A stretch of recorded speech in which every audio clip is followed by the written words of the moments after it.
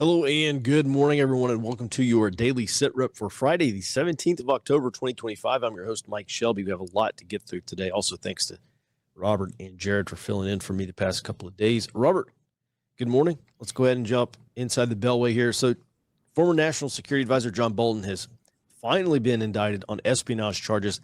I was reading through the indictment yesterday. If any of that's true, it looks like an open shut case, but what's the latest? Good morning, Mike. So yeah, this is an 18-count indictment for both transmitting and holding national defense information, classified material.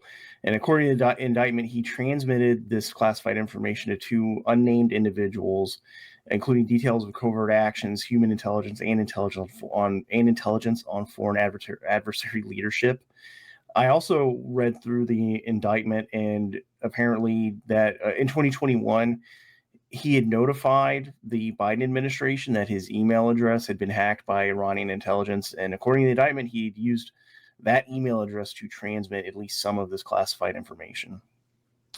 Yes, this absolutely is an open shut case. You cannot sit through a top secret briefing or any kind of classified briefing and then relay a summary or details over an unclassified system, really any lower classified system. Open shut case, Robert, you or I would already be in prison. You know, and it made me wonder, this came out, didn't we hear like a couple months ago, maybe longer, that John Bolton was under investigation for this by the FBI, but the Biden administration stopped the investigation? Yeah, he was originally being investigated at the tail end of the Trump administration, and it was moving forward, but the Biden DOJ paused it. And I read in the indictment, they do say that he submitted his book to the National Security Council for review, and they told him to remove a bunch of classified information, and he did. But this centers specifically on him transmitting that classified information to his editors, which I guess the Biden administration knew about and decided it was not worth an investigation. Mm-hmm. No one is above the law, so we hear. All right, let's move on here. Don Lemon, it urged an armed response to ICE. You know, Robert, I saw this. It was making its rounds on social media. I didn't see exactly what he said. How bad is it? Well, so he said, quote, black and brown people should go out and get a gun. He emphasized legally to resist, quote, people knocking on your door and taking you away without due process. But I think it's hard to tell exactly if he means only legal citizens, because he's been on for the last couple of weeks. I've been paying attention to some of his videos, and he's been pushing this idea that illegal immigration is not a crime because it's a misdemeanor. So I honestly think that he thinks he is telling illegal immigrants to go out and buy a gun, and he does not know that they are prohibited persons, that they are not legally allowed to possess a firearm. He also said that he supports this because he thinks it would, quote, knock some sense into the heads of people who support the Trump administration's immigration enforcement. I think it's the idea that if ICE knocks on somebody's door and tries to take them away, quote, without due process, and they shoot ICE agents, this will change the minds of people who support the Trump administration.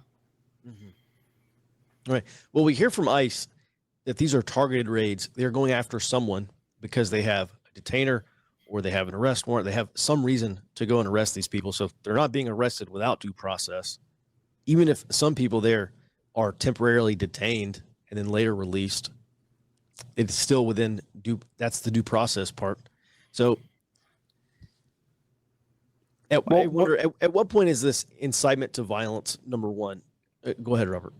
Well, I think that's an important point about the incitement to violence, because I've been seeing more of these, as we talked about before, these kind of flash mobs, the de-arrest mobs, people who show up to enforcement actions or arrests and basically try to deter ICE from actually going through with an arrest. And him putting out this statement, I think there's a potential he could inspire some, people who are showing up to these de-arrest protests, as we saw in Chicago earlier this week. And instead of throwing rocks, maybe someone shoots at an ICE agent, as a result of Don Lemon promoting this. Well, it wouldn't be the first time that an ICE agent was shot at. Also, a couple of weeks ago, I noticed on Reddit, on one of the pro-gun left-wing subreddits, a poster promoted this idea that maybe they should go out and have armed protests or armed overwatch, like having leftists go out and open carry AR-15s and observe these ICE raids. And because they said the ICE agents would act differently. Maybe they wouldn't be maybe as violent, or they wouldn't be as overtly fascist as they would if they didn't have armed overwatch by some opposition group. And I tell you, that is probably a way to get ICE to act differently. Probably not in the way that they want, frankly. I'm not sure that I necessarily expect this to happen or like be a national thing, but at some level or at some point, I do fully expect there to be some form of armed civil disobedience or armed presence during some of these ICE raids, especially among the pro-left or the pro-gun left crowd, which apparently is growing now. Don Lemon is, as Tucker would say, I think, especially if he is now apparently promoting gun ownership. Yeah, he specifically, and this is something I've seen also among some of the Trump resistance commentary online. Is this is what the Second Amendment was for? Is one other thing that he said during this interview, and yeah, I think this is going to inspire some people who maybe are not even, necessarily people who are Don Lemon's audience, not necessarily people like the John Brown gun clubs and the socialist rifle association types who are, I don't think, Lemon's audience. I think this is going to be aimed at, people who are more likely to pull out their phone and try to do some of these kind of spontaneous de-arrest things that aren't necessarily far left people with de-arrest training, who might think, like I've seen these previous videos where they think, well, now we can do this and get away with it. Well, now maybe they are going to start also thinking they can do armed protests. Mm-hmm. All right. Speaking of armed overwatch, looks like the Texas National Guard is going to be activated ahead of this weekend's No King protests. Is this just in Austin or statewide? Do you know?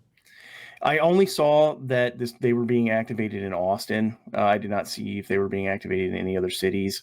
But Governor Greg Abbott did say that they were going to work with Austin police to conduct law enforcement operations in the case that anybody in the No Kings protest engages in violence or property damage. Mm-hmm. Well, I will be tomorrow morning. I will be at my area's No Kings protest. By the way, earlier this week I published, it's basically a list of collection requirements. If you do go, there's some just to observe, just for situational awareness. I think it would be appropriate for at least some people in this audience to go and just observe and look for all the different groups involved and look for the signage and see if there are organizers, if you can tell if there's a protest director. There are people called protest marshals, and they wear these like neon safety vests, and they're pretty much there to make sure like people are doing what they're supposed to and not doing what they're not supposed to be doing.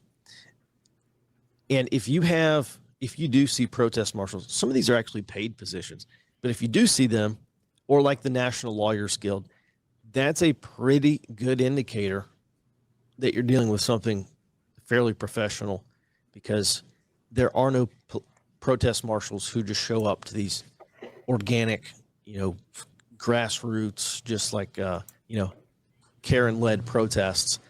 There's some level of actual professional organizing involved, most likely. All right, thanks for that, Robert. Let's go ahead and move on to our global sit rep.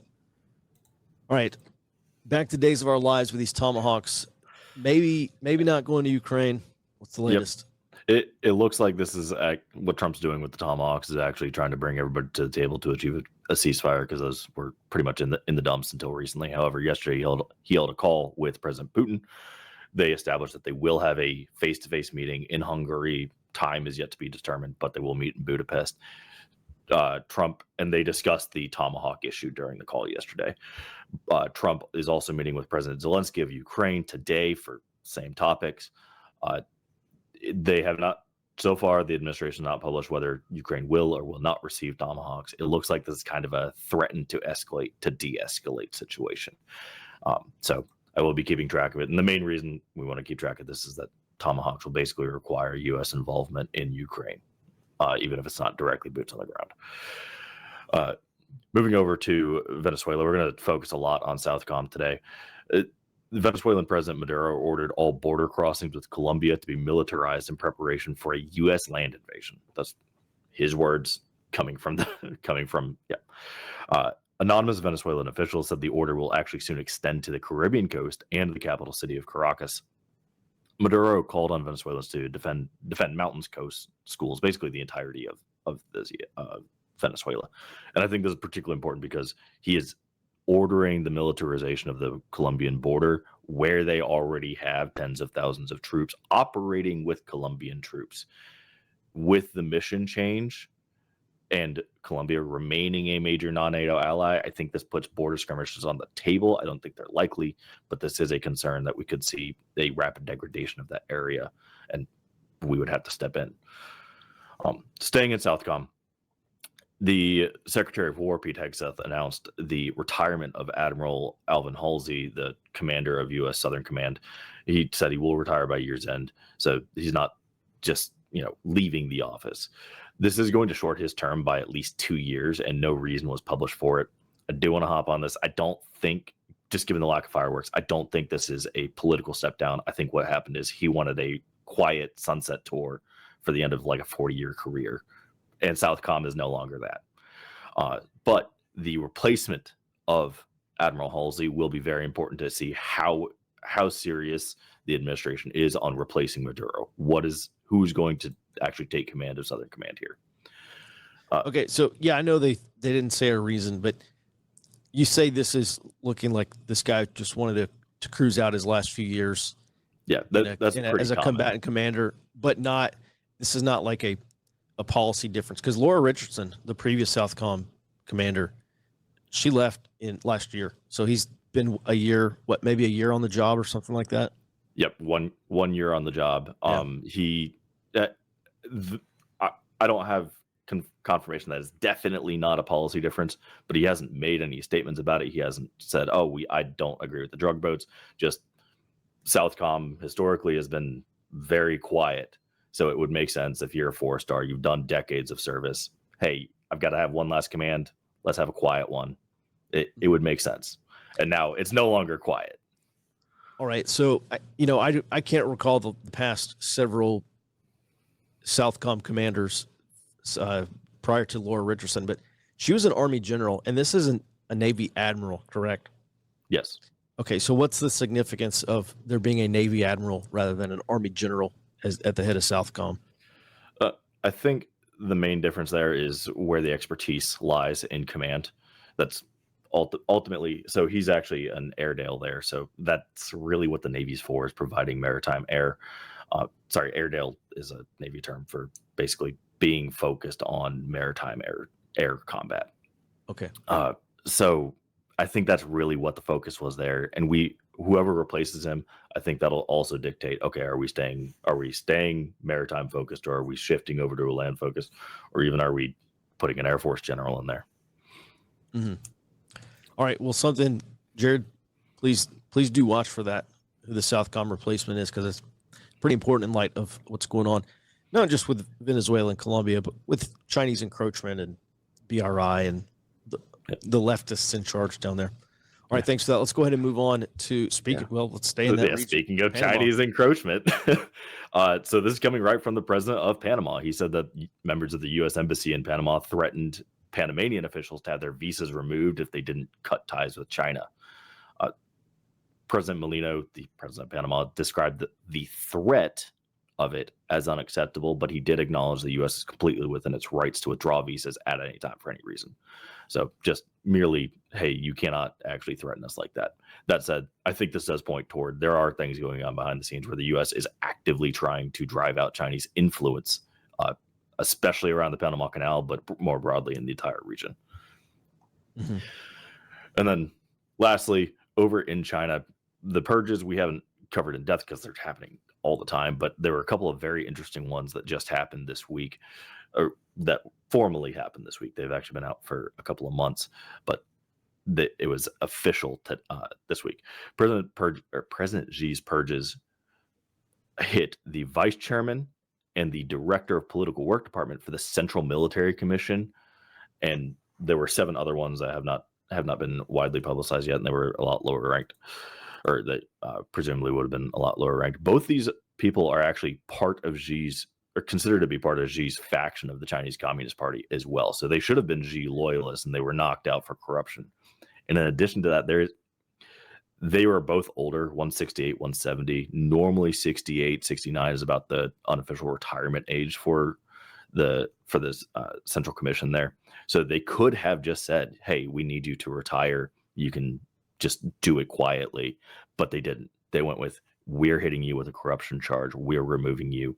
I think that all of those factors point to there is still significant distrust at the highest levels of Chinese leadership, and that severely degrades their ability to be prepared for 2027. There has been an incredible rate of turnover. It does seem like in the highest levels of the PLA. By the way, I just looked it up. The previous 2 U.S. Southern Command commanders prior to Laura Richardson, who was an Army general, they were both Navy. So the Army being the outlier here, not the Admiral. All right. Thanks for that, Jared. And with that, listen, this is it. In the words of Kenny Loggins, this is it. Coming up this weekend, tomorrow, No Kings protest, the National Day of Resistance. 3,000 plus protests. Indivisible and the No Kings protest campaign have wanted this to be larger than No Kings 1 back on 14th of June. They say they turned out 5 million protesters. I'm somewhat doubtful of that. 3 million, yeah, sure. And this matters because, going back, I was watching some old videos with Erica Chenoweth yesterday, and she's a researcher. Well, she's like a Harvard professor, but she's been researching nonviolent struggle, basically strategic nonviolence, the Gene Sharp color revolution kind of stuff. And she's the one that came up, in her team are the ones that came up with this 3.5% rule. The 3%ers of the left, they say they need 3.5% of a country to turn out and engage in active resistance against a regime, or in this case, a president and his administration. And they say once you meet that 3.5% threshold, no government has survived that level of opposition. And you just do some kind of back of the napkin math here. And to get 3.5% in the United States, they're looking at 10, 11 million Americans. They say they turned out 5. Maybe they're halfway there. They at least got 3 to turn out to a single day protest. I've been looking at this. This is, I think, going to be an important barometer, because one thing we have seen over the past few months is protests roughly getting smaller. And there are some questions, like, is there protest fatigue? Are there not as many protesters turning out? Or is this because they've been on Labor Day, or they've been on days where, maybe people can't make it? It's football season. Well, not that I think Karen is at home watching football, but why? Why have some of these protests been smaller? And one of the things that the indivisible leaders have said is you don't actually need growth in successive protests. Like, every protest does not have to be larger than the last, but you do have to sustain that momentum. And they absolutely have sustained that momentum. So I will be looking at tomorrow. Again, I'm going down to my local No Kings protest. You should too. Remember, look for this is very important. People have asked me, Mike, should we be counter protesting the No Kings Day protest? And I say, no, I don't think you should. I think you should be going and collecting information, like looking at your local groups that are involved, what local protest groups. If you can identify organizers or key personnel or key activists, kind of the ringleaders and organizers of this whole thing, you should. If there are any NGOs or any left-wing political or social groups on the ground, look for signage. Sometimes they will they'll set up a table and hand out information or hand out pamphlets or cards or whatever. Identify all that stuff. There's a few other things. Listen, I'll put it in this morning's report. I'll put all the collection requirements in this morning's report. It'll go out to members. That's the kind of stuff you need to be identifying now, because remember, we're on this 3-phase campaign, and right now we're in the protest phase. I actually think this protest may mark a turning point, because the next phase is organized resistance, and they've already been talking about escalation. They've already been talking about experimenting with different resistance tactics. I think some of them are done with sign holding, and they're ready to do more like civil disobedience kind of stuff. You know, Gene Sharp has these, it's like 190 or maybe 200 different protest or resistance tactics that people can use that he's recommended in at least one of his books. And we're going to start seeing a lot more of that. On one of the most recent calls that they held, there was basically a question about whether the mid-decade redistricting should accelerate their plans in this phase shift from, remember, the 3 phases: protest, organized resistance, to potentially an actual revolution, a color revolution, which would be predominantly nonviolent, again, coinciding with the 2028 elections.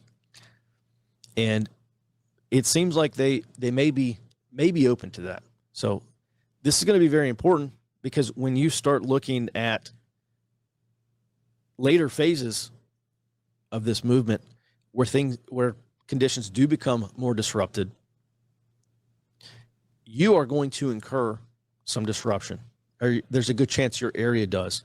And it may not affect you directly, but it's going to happen in your area, because this thing has to be nationwide. On that point, in the very first color revolution, like the first classic color revolution in Serbia in 2000, they called it the bulldozer revolution. It took place in 2000, but they started building this movement back in 1998. And this is when the National Endowment for Democracy and the International Republican Institute got involved. And one of the things they did was provide training and help establish cells, or help establish cadre throughout the country. And this is exactly what Indivisible and these other protest groups have been doing. You can look at the map here. I think Indivisible says they have over 2,000 chapters. And then you add 5051 and Answer and all these other protest groups, national and local protest groups. And, that's how you get it. That's how you get to 3,000 protests this weekend.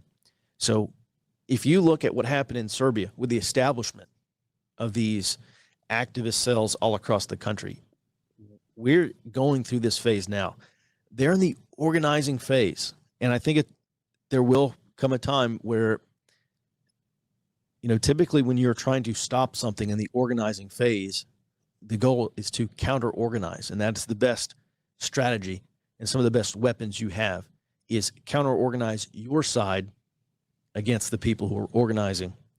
So lots more to come on this. And actually, there's a couple updates that we also need to cover, and we'll cover that over on the high side in our members-only briefing, which, we certainly appreciate our members. Our early warning members are the people who allow us to do this. Jared and Robert have families. They have to get paid every 2 weeks, and I can pay them because people join Ford Observer as early warning subscribers. If you like this daily sit rep, if you get value from this, there's a lot more that we cover over on the high side for members only. Head over to FordObserver.com/trial. If you go and do it right now, you can still catch the rest of the show. We're going to cover our far left sit rep, talk about things that we see the far left doing. We'll talk a little bit more about Indivisible and this color revolution. And we'll also have the Homeland Operations briefing and take a look at these federal law enforcement surges that are happening. It's like every week or two, the Trump administration is adding a new city. This stuff is eventually going to be in many major cities. So with that, we appreciate your support, and FordObserver.com/trial. Jared, if you would please take us out, and early warning folks, please stand by.